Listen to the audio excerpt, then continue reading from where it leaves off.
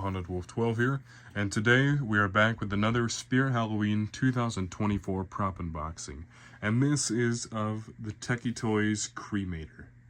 Now, I know there's a lot of mixed feelings on this prop out there, but personally I absolutely love it.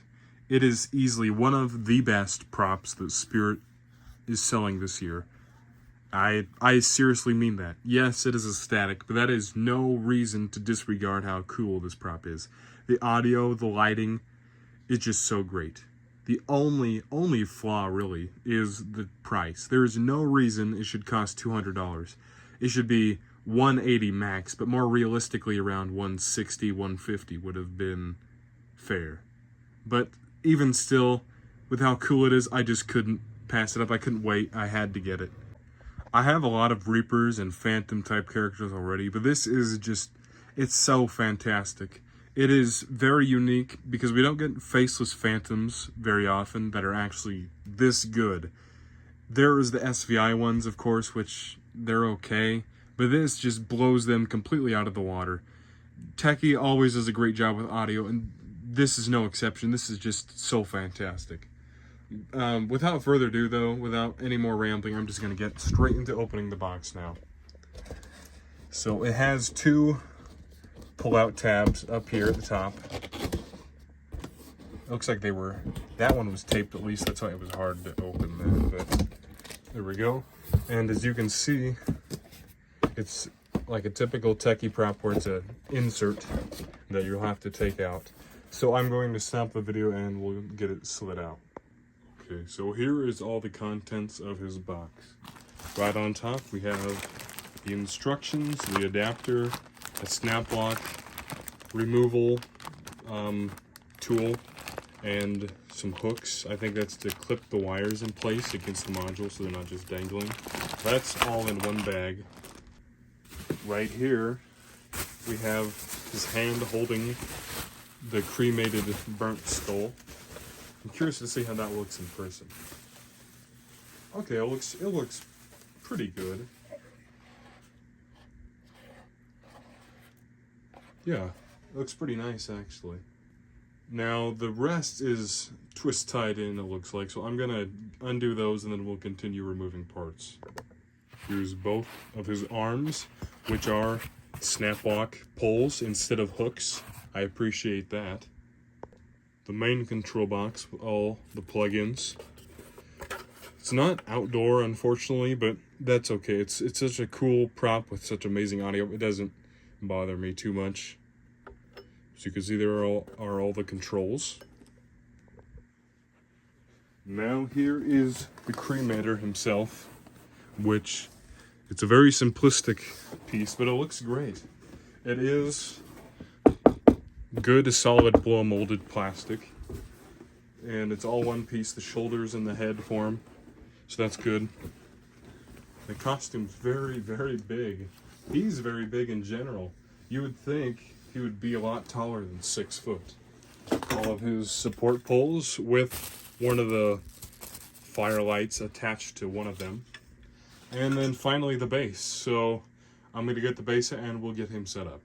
First, you will obviously need to place your base in your desired setup location, making sure that the front of the base, marked front, is facing forward. You can also tell by the fire and ice light, just the firelight sticking towards the front.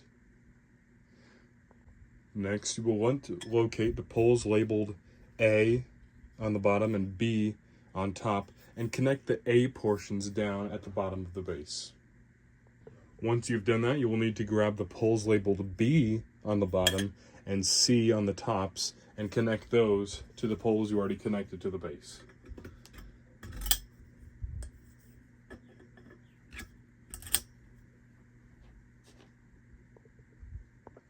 Next, grab the Cremator's control box and connect that on top of all the poles that you've put on the base so far.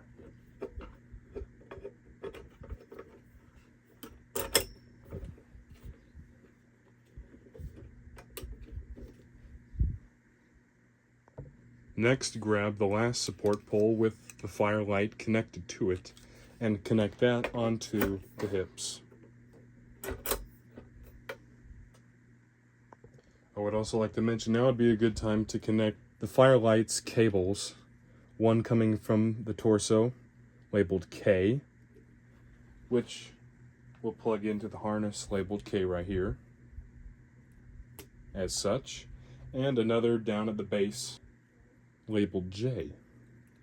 So you'll find the J connection right here, and go ahead and plug that one in too.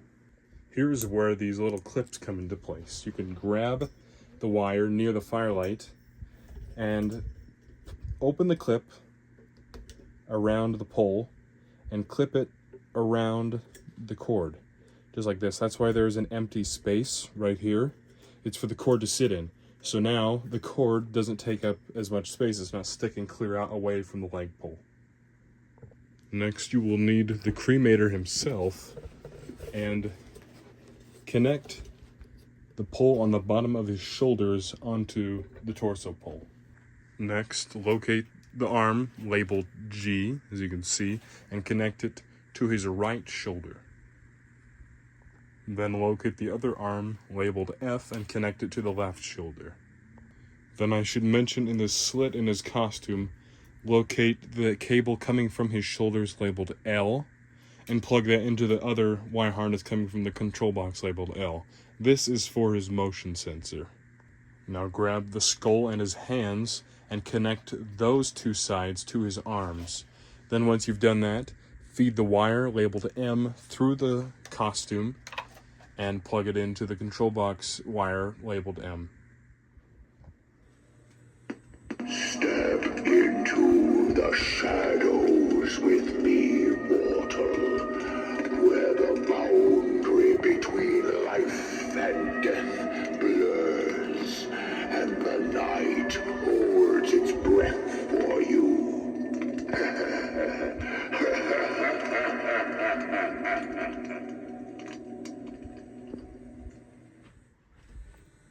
I am the scorching wind that whispers of your demise. Surrender to the flames and let the ashes carry you to unseen realms of the underworld.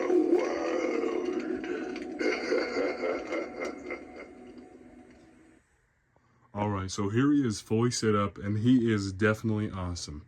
I really don't have too many complaints about him. Besides, a few things were a little hard to set up, like connecting the hands to the arms. I had to bend them around a lot to get it to fit. But it's done, over with, and he looks great. It's fantastic. A wonderful, wonderful prop. Now the price, I still can't justify it. It should have really been like $150, $160. $200 is too much. It's an awesome piece, but it's not $200 worthy. If you can get it for cheaper than that with a coupon or at the sale, I highly recommend it. But I really don't have too much else to say. It's a really great piece. It is definitely one of the best props at Spirit this year. Definitely one of the best statics they've ever sold. And yeah, so thank you guys for watching, and I'll see you in the next video. Bye.